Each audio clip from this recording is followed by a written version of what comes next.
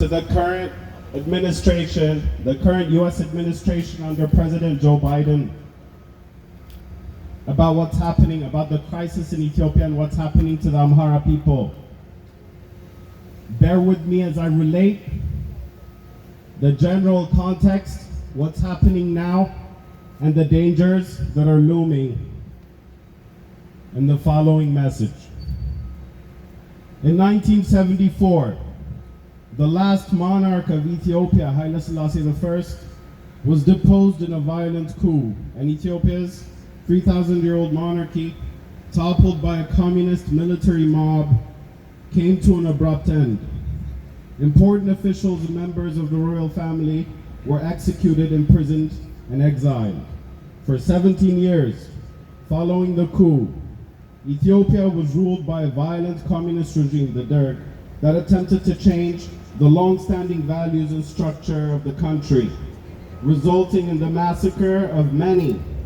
At that same time, rebels and ethno-nationalists who opposed the regime for power rose up, launching guerrilla warfare against the communist regime and amongst themselves.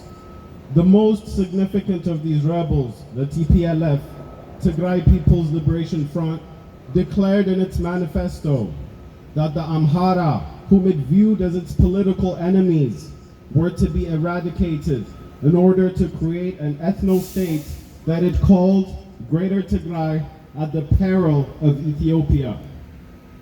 In 1991, when the communist Derg, upon the breakup of its most important ally, the USSR, was brought down, the TPLF, which had been at war with the Derg for its own power, changed its strategy and immediately replaced the Derg, entering the capital city, Addis Ababa.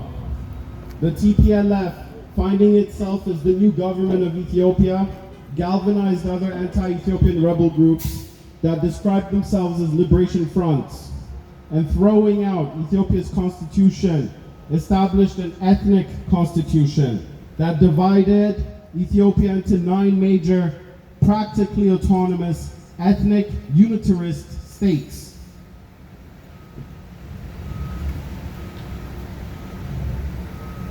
The system under this new constitution became to be known as Zehabesha, or ethnic federalism, but it was no true federalism at all. It was the formation of ethnic unitarist bastions that had no tolerance for diversity or the existence of ethnic others in their arbitrarily appointed ethnic territories.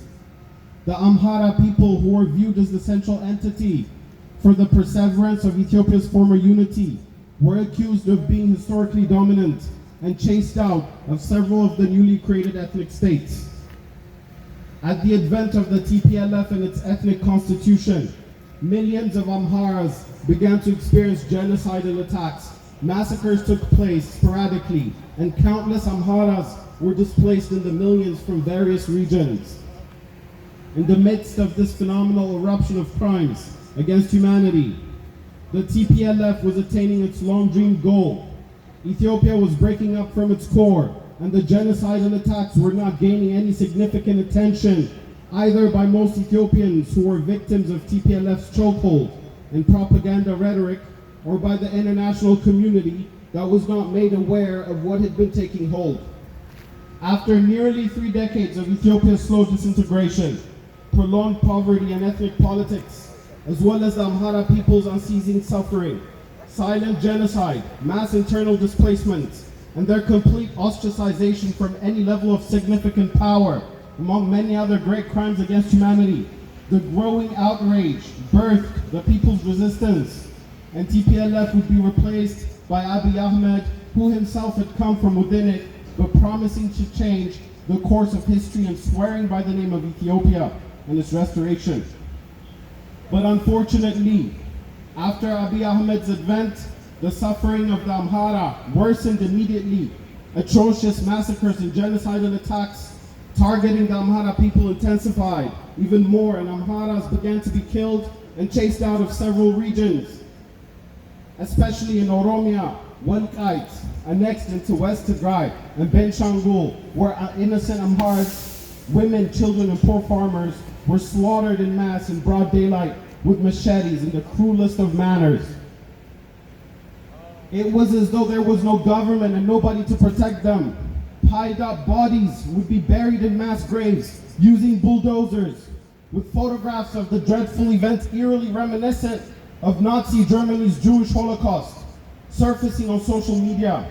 To better understand the parallel, it is worth noting that the Amhara people of Ethiopia are a Semitic-speaking people of Afro-Asiatic ancestry who have a history of biblical origin and a language, Amharic, that's in the same lingual family group as Hebrew and Arabic.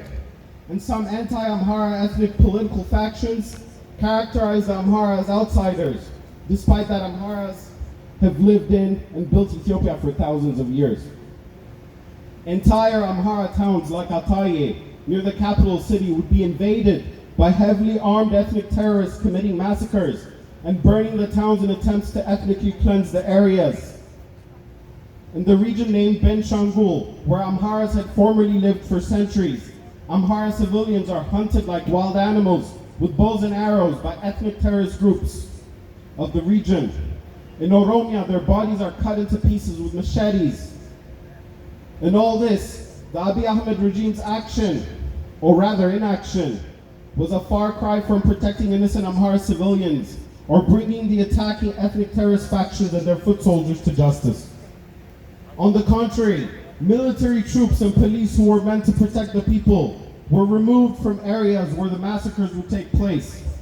The outrage and cry for help of the people were falling on deaf ears, and the international community, although beginning to hear of the atrocities, is misled by the loud, blame-shifting rhetoric of the attackers' PR, who are given platforms on global media outlets, as no voices from the Amhara are given platforms to speak out. Following TPLF's massacre of the members of the Northern Command Defense Forces in an attempt to secure power, war broke out between the central government and TPLF. TPLF quickly shaped the image of the war as a war on Tigray and created a portrayal where the Amhara are drawn as being the main perpetrators in a war that is depicted as being a genocide against Tigrayans carried out by Amharas and Eritreans. Immediately, TPLF and its forces known as Samra committed a great massacre at Maikadra, where over 1,000 Amhara civilians were slaughtered and buried in a mass grave.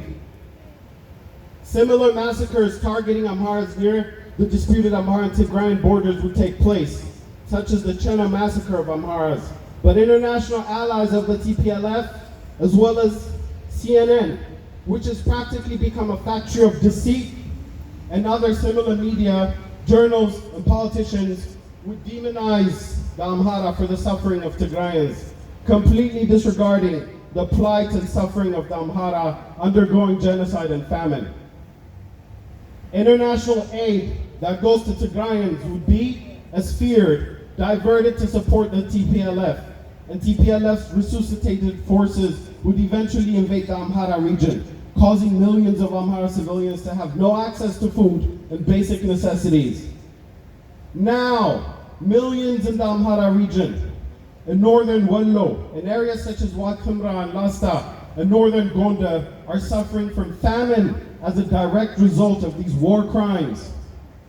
But their cries are falling on deaf ears because of the regime's neglect and the disturbing bias and partisanship of actors in the international community.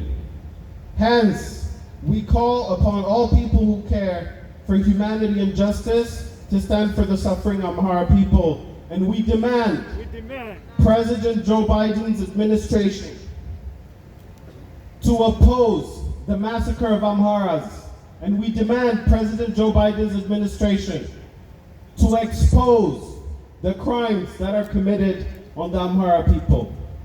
We oppose. We oppose. We oppose. We oppose. We oppose. The